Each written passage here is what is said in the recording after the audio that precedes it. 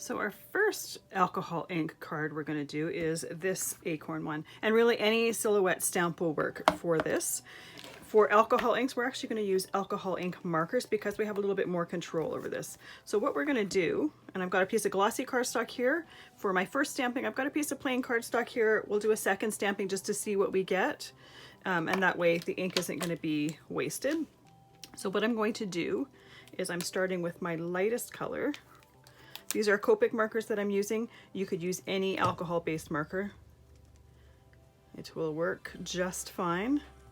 So I start with my lightest color and color the whole section that I want the color that I am using, and in this case, a brown.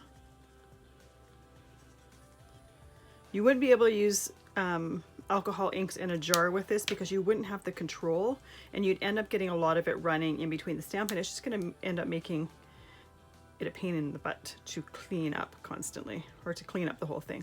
So for the next color, the medium color, I'm just tapping the color on. I want to get a little bit of the acorn texture to it. I'm not covering the whole thing. And we're not gonna, some of this texture is gonna be lost because when we go to stamp, so this is the third color, the dark color. You could just do this with 2 colors.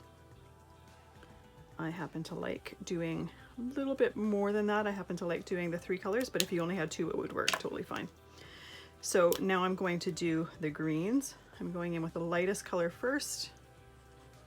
I'm coloring all of that greenery, although the middle part here, right above the acorns, or the pine cones, sorry, is really going to be colored over by darker colors, so you're not going to see it. I just like to have one layer of color down so that if by chance when I'm doing a next color I happen to miss it, I still have color there.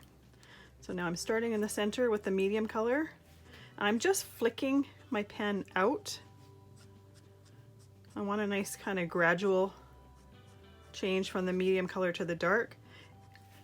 When we go to stamp it, we're going to spray it with some isopropyl alcohol, and that's going to rehydrate all of the ink. This ink is drying while you're using it. There's no way to color fast enough for it to still be wet. So we need to use the isopropyl to re-wet the ink. And when we do that, some of those colors are going to run together anyways, which is totally fine. And this is how you get kind of a faux watercolor with alcohol inks. So I'm using my darkest color here on the sentiment because I want to make sure that that shows up really, really well.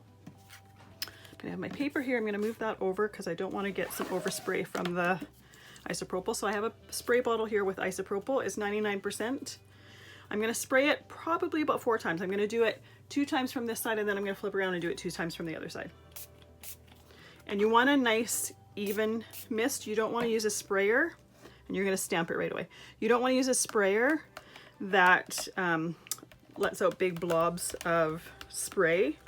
You want it as even as possible. And my piece of cardstock here is 4 1/4 by 5 1/2. It's going to be cut down for the card, but I always like to have a bigger piece of cardstock so then if I happen to stamp it a little bit crooked, I have a little bit of leeway there. So beautiful. There's my first stamping.